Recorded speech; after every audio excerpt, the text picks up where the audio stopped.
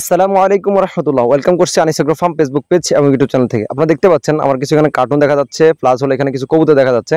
কবুতরটা ডিম পাড়ার জন্য বসছে, বাট আমি এগুলো নিয়ে যাব আমার কাজিনের জন্য। প্লাস হলো আমি যাব কুষ্টিয়াতে। কুষ্টিয়া কেন যাব আপনাদেরকে বলবো, আজকে সুখবর একটা দিব।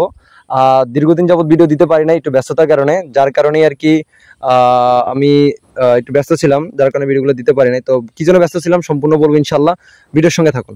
তো আপনি এখানে দেখতে পাচ্ছেন কবুতর, এটা হলো নর কবুতর, প্লাস হলো ওর মাদি কবুতরটা। তো মেয়ে কবুতরটার পিছনে কিন্তু ডিম চলে আসছে, বাট তারপর আমি যাতে বলছি আমার কাজিনকে দিব, সেই জন্য সঙ্গে করে নিয়ে যাবো আর কি। তো আপনারা দেখতে পাচ্ছেন আমি যেভাবে করে পার্সেল পাঠাই আর কি, বিভিন্ন জায়গাতে কবুতর পাঠাই, ঠিক সেইভাবে করে একদম বেঁধে তৈরি করে নিচ্ছি আর কি। তো আমাদের বাসায় লক্ষ্মীপুর জেলাতে, তো লক্ষ্মীপুর জেলা থেকে কমলাপুরে করে বাসে করে কমলাপুর রেল স্টেশনের সামনে আসবো। তারপর ট্রেনে করে আমি কুষ্টিয়াতে যাব। তো যে কথা সেই কাজ, আমি ঠিক বাসা থেকে 10:30টার দিকে রওনা দিই, বাসে করে কমলাপুর রেল স্টেশনের সামনে পৌঁছায় 2:30টার দিকে। আমার 3টার দিকে ট্রেন ছিল, পরে আমি 2:30টার দিকে পৌঁছানোর পরে দেখলাম যে আমার ট্রেন হলো 3টা 10-এ, ঠিক 3টা 10-এ রেল স্টেশন থেকে ছেড়ে যাচ্ছে। তো আপনারা দেখতে পাচ্ছেন এটা হলো কমলাপুর রেল স্টেশন।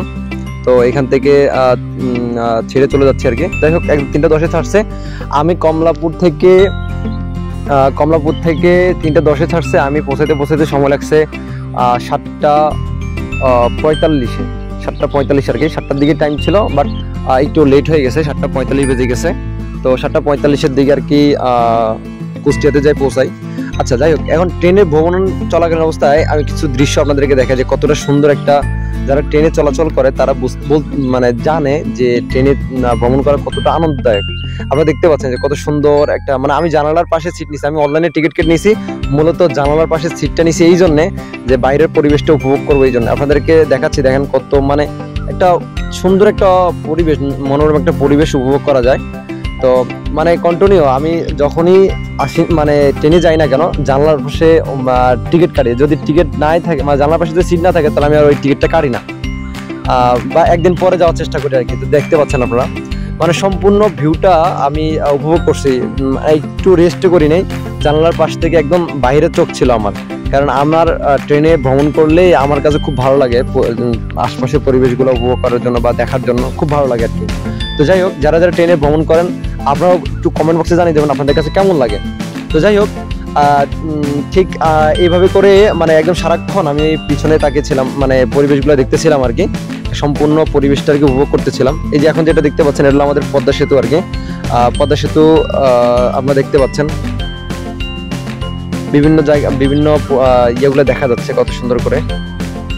যাই হোক, আলহামদুলিল্লাহ 7টা 45 আমি ট্রেন থেকে নামি আর কি। এই যে দেখতে পাচ্ছেন, মানে আমি অপোজিট সাইডে নামছি। কারণ অপোজিট সাইডে নামছি কেন, যদি স্টেশনের দিকে নামতাম তাহলে কিন্তু খুব ভিড় হতো, প্লাস যাইতে পারতাম না। এখন আমার সামনে মানে আমাকে যে কোলে নিয়ে যে বাবুটা দেখতে পাচ্ছেন, আলহামদুলিল্লাহ আপনাদের দোয়া বরকতে আলহামদুলিল্লাহ আমি পুত্র সন্তানের বাবা হয়েছি। আমার পুত্র 8 রমজানে, 9 তারিখে 8 রমজানে এপ্রিল মাসে হয়েছে আলহামদুলিল্লাহ। তো একটু ব্যস্ততার কারণে, যাতে আমি জব করি, জব প্লাস হলো ছুটি ছিল না, আমি ছুটি চেয়েছিলাম, ছুটি না দেওয়ার কারণে আর কি আমি যেতে পারিনি আর কি। এই যে দেখতে পাচ্ছেন আলহামদুলিল্লাহ। তো আমার বাবুর নাম রাখছি আলহামদুলিল্লাহ মোহাম্মদ রুশাইদ বিন আনিস, মোহাম্মদ রুশাইদ বিন আনিস। আপনারা অবশ্যই আমার বাবুর জন্য দোয়া করবেন। বাবু হঠাৎ আমাকে দেখে সত্যি সত্যি সে খুবই আনন্দিত, কারণ তার কথা বা তার সে কান্না করতেছিল, বাট আমাকে দেখার পরে সত্যি কথা সে কান্নাটা থামাই দিচ্ছিল। ঠিক আছে, আলহামদুলিল্লাহ আপনারা দোয়া করবেন অবশ্যই আমার বাবুর জন্য, দোয়া করুন যাতে আল্লাহ তাআলা দিনের জন্য তাকে কবুল করে, হক্কানি আলেম এবং দিনের দায় হিসেবে আল্লাহ তাআলা কবুল করে নেয় আর কি। এই দেখেন মাশাআল্লাহ, সবাই বাবুর জন্য দোয়া করবেন। এখন যে আমি কোলে নিছি না, তখন কিন্তু ওর বয়স কিন্তু মোটামুটি প্রায় 1 মাসের মতো হয়ে গেছে না। দেখেন বাবু আলহামদুলিল্লাহ। তো যাই হোক, আর দেখেন এই যে কার্টুনে করে যে আমি কবুতর নিয়ে আসছিলাম, কবুতরটা মানে বিষয়টা শুনলে অবাক হয়ে যাবেন। কবুতরটা নিয়ে আসতে আসতে কিন্তু কবুতরটা ডিম পেড়ে দেয়, মানে কার্টুনের মধ্যে কিন্তু ডিম পেড়ে দেয়। তো যাই হোক আলহামদুলিল্লাহ, সবাই আমার বাবুর জন্য এবং আমার সফরের জন্য অবশ্যই দোয়া করবেন। আর আমি তো যখন কবুতরটা আনছি, যখন কবুতরটা আনার পরে যখন আমার কাজিনকে বলছি যে ডিম পাড়ে দিছে, তখন কাজিন দেখে এত খুশি হয়েছে যেটা বলার বাইরে আর কি। তো যাই হোক, আজ এ পর্যন্ত সব ভালো থাকবেন, আমার বাবুর জন্য সবাই দোয়া করবেন। আর কাজিনকে যে উদ্দেশ্য কবুতরগুলো এনে দিছি, অবশ্যই সেই উদ্দেশ্য যাতে সফল হয় আর কি। তো অবশ্যই দোয়া করবেন, কারণ এর আগেও কাজিনকে 2 জোড়া কবুতর কিনে দিয়েছিলাম, বাট ওইখান থেকে ওর 2টা কবুতর চলে যায় আর কি। তো বাকি ছিল 2টা, তো আমি আবার 2টা কবুতর ওর জন্য নিয়ে গেছিলাম। তো যে কবুতরটা নিয়ে যাওয়ার সাথে সাথে কিন্তু আমি খোপের মধ্যে মানে যাতে করে ওরা কুড়ে মানে নাই, আমাদের দিকে কুড়া বলা হয় আর কি, বা খড় টানে নাই, সেক্ষেত্রে তো বসবে কেমন করে। তো আমি কি করছি, খড় মানে ওর জন্য খাঁচা তৈরি করে সুন্দর করে খোপের ভিতরে দিয়ে তারপরে ওই খোপের ভিতরে ডিম রাইখা তারপরে দিয়েছি, যাতে করে ডিমের মধ্যে ভিতরে বসে আর কি। তো যাই হোক আলহামদুলিল্লাহ, আমি বসে দেওয়ার সাথে সাথে বাকি যে ডিমটা ছিল ওই ডিমটাও ওরা পাড়ে দিছে আলহামদুলিল্লাহ। তো পাড়ে দেওয়ার কারণে যখনই ওই খোপের মানে ওই খাঁচার মধ্যে ওদের ডিমটা দিছি, আলহামদুলিল্লাহ ওরা সুন্দর করে ওইখানে বসে তা দিচ্ছে আর কি। তো এই যে আপনার দেখাচ্ছি, দেখেন ওরা যে বসবে আসলে তা দিবে আমি আসলে ভাবতে পারি না, কারণ কবুতর বেশিরভাগ কবুতর কিন্তু ডিম একসাথে মানে এক জায়গা থেকে আরেক জায়গায় লড়ালে তখন কিন্তু আর ডিমে বসতে চায় না।